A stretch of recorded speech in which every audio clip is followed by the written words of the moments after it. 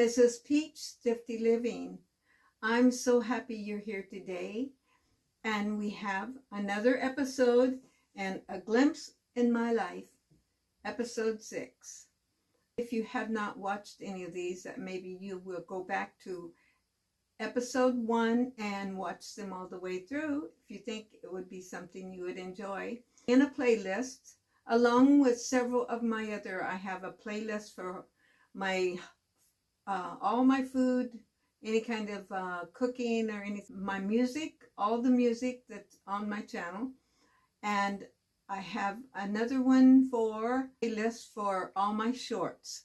And I've had fun making the shorts. They're very easy to make most of the time. You never know whether one's going to go over good or not. So, it's fun to see where all of you are from.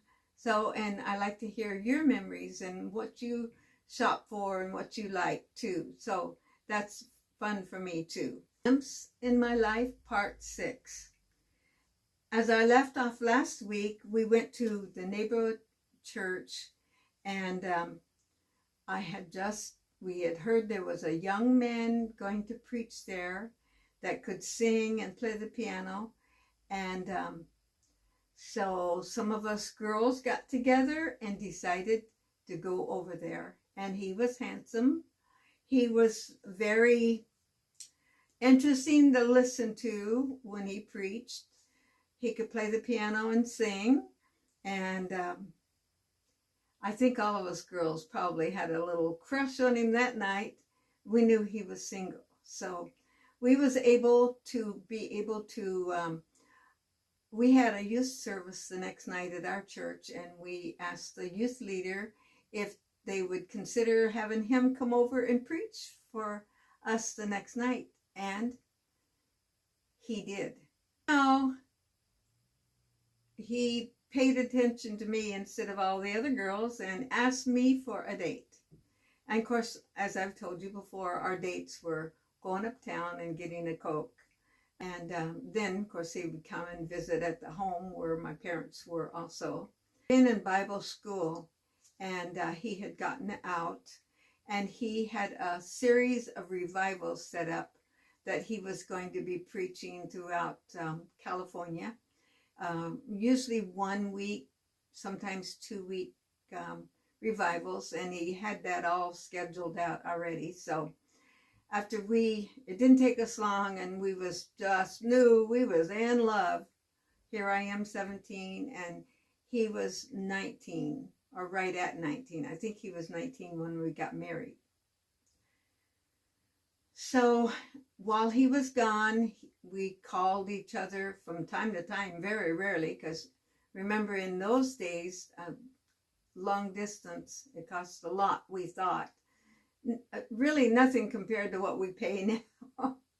And of course our letters were back and forth regularly. So he would write me and I would write him, just back and forth. And during that summer, while he was gone and our new romance, quote unquote, was going on, I did have a babysitting job, and that was kind of what I did.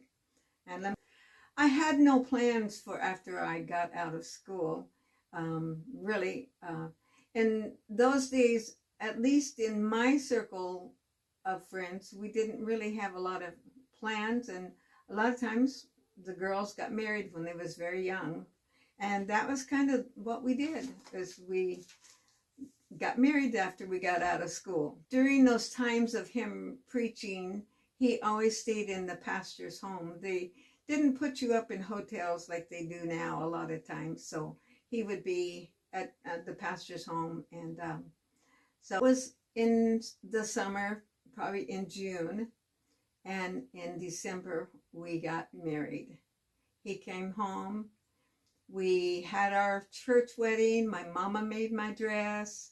My neighbor made our cake, and we had a beautiful little wedding. But we moved into a little house that was on my mom and dad's property. Actually, my brother had built that as a kid. Him and my daddy had got out, and it was a 1-room. It had a sink on one side, and they had a bed and a little closet in there, and of course no bathroom, because we'd have to trace back and forth to the house for that.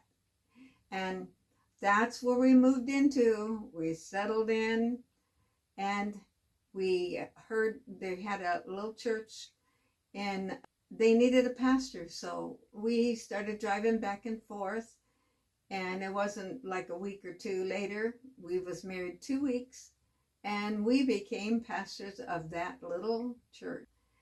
At that time, it wasn't as built up as it is now. And it was on a main road, and a storefront next door to our storefront was a barbershop. And I don't know what our building was, but in the front of it, we had our church. And there we go, 2 weeks after we got married. He played the piano. Sometimes I played. We sang, and he preached. We probably took the offering too. It was just a little church. And we was having the time of our life. And I don't remember exactly what kind of work he did at that time. I was trying to think, and I just could not think of exactly what he was doing. But he always got a little part-time job, and he was pretty handy at doing a lot of things. And in fact, the church part of the back part of it, we partitioned off and made a little bedroom, and we had our kitchen there, and hey, we was all set up. We was in love, and that was all good enough for us. And we always, wherever we moved, we always painted it, put a new little linoleum in the floor or whatever to make it more comfortable for us. Tonight, this is one of my memorable moments, and I've told this story, and the kids always get a kick out of it. I've always been afraid of mice, and I don't know why, but they just really bother me, and I'm unnerved and not comfortable as long as I know they're in my house. Well, remember, I was a newlywed too, and my new husband, had a job. He had to be gone that evening, and I saw a mouse run across the floor, and I was so scared. Oh, I was so scared. I got up on the table and I sat there the whole night till he came home. Hubby came home, and I don't know, eventually I guess we caught that mouse, but that's one memory that always stuck with me, being there at that place. I wasn't afraid. Here I was at night by myself, but that stinking little mouse. Okay. The grass was always greener on the other side of the hill. So after a short time, a few months, if I'm not mistaken, my husband heard that there was somebody wanted to start a church in Idaho, that they didn't have a church at that place. And it was a resort town. I think it was in the eastern part of Idaho. And so we packed our stuff up, our few things we had. The only thing I remember taking that was anything big, and I think we wagged that thing around the country, is my cedar chest. That was my biggest thing. Well, we get to this place that they wanted to start a church, and we was going to start this church. Well, for some reason, it didn't end up happening, and hubby got another job. I don't remember what I was doing, but he got a job with the Fish and Game, doing something with the Fish and Game. And we was there about 6 weeks. Like I said, the grass is greener on the other side of the hill. And we heard there was a church in the panhandle of Idaho that needed a pastor. So let's go to northern Idaho. And we took this church. In this denomination, they kind of sent you to places. And so they needed a pastor, and we were available. So we go there, and this was in it was in between two towns, which both towns were fairly larger, and this one was in the middle. And it was basically you drive across a bridge and you're almost on an island when you get to where we lived. And it was a big building, and it was sectioned off, and upstairs we could use as our living quarters. Well, like I've told you before, we always fixed up something. So we get there, we put a petition up. As you walk up the stairs, you open a door to go in. Before, it was just a free landing all the way across. So we got that done, and did a few things to make it livable, which it wasn't really. It was a great big old place, and we just used a few of the rooms for our living. We had a wood stove there, and I remember cooking a few times on that wood stove. We also had a gas stove. When we would go to town, you know, Idaho is known for their potatoes, and we would go to the one town, and we would always go to the Froster Freeze or whatever the fast food was. It wasn't McDonald's. And we would have a hamburger, Coke, no, not a Coke, milkshake, and French fries. And I mean to tell you, we got at that time big servings of French fries, and we just thought that was the best because we didn't have a lot of money. And like I said before, everywhere we went, hubby got a job of sorts to bring in some extra income, because none of these little churches support you. And I mean, you might get a little offering, but it wasn't. That was where our son was born, in Idaho. And I was a new mom, didn't know a lot about taking care of little kids and little babies. I had been around my nephew some, but just occasionally. And, you know, I was in charge there. My mom and dad did get to come up and visit us, and so did my sister, Barbara, she's the one that lives closer to me. I have two sisters, and I'll be telling you more about them along the way.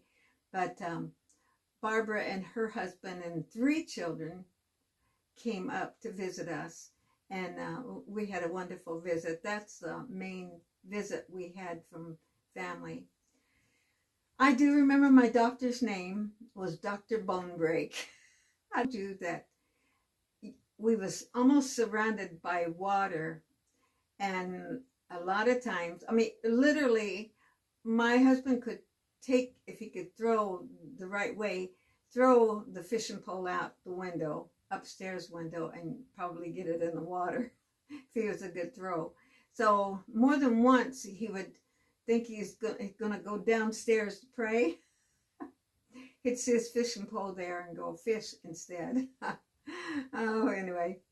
So, and I do remember a lot of snow there too. You know, Idaho is known for its snow, so we had that. I have a clothes washer, and so I do remember washing diapers in my clawfoot bathtub. And I don't think I had to do it all the time. We maybe went to the laundromat at that time, but we did that. And there we lived right on the Pacific and Mountain Standard Time line. It was so I remember one New Year's we went to one town to celebrate the New Year with a church service, you know, the watch night service, as they used to call it. And we had our service, and it got over near midnight, and we left and went home and celebrated the New Year's again.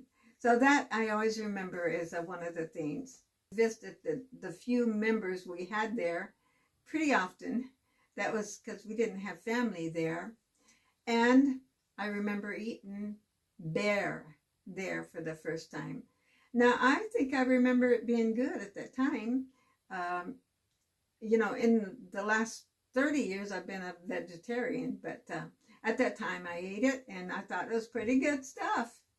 Another time I remember, you know, we always heated with wood downstairs at the church part. So you'd have to go downstairs and get the fire started before church started, because you wanted people to be comfortable that came there. Well, hubby decided he's going to get this fire started faster, so he threw gas on it, and it flared up and got him in the face. And it didn't burn his face, but it got all singed all of his hair off the top, and his eyelashes too. So hopefully he remembered that, and I don't remember him ever doing that again. We was only there, I'm not even sure how long. It was around a year, maybe. And then, as I've told you before, my hubby got itchy feet. The grass is always greener on the other side. And he heard through our organization that he might come to Michigan and hold revivals. So here we are again, on the move again. We pack up our little baby. We head with our few belongings to Michigan to hold revivals. That'll be the next story. And so Michigan bound, here we come. Come back, check all my videos out. I have a whole array of different ones, and I appreciate you being here, and I just pray God's blessing on you today. And I hope this stirs up some good memories in your life. You know, we all have memories, some of them not so good. Now, I could tell you some things that were not so good in this story, but, you know, I don't need to live with those. I had a lot of good memories too. So, God bless you today.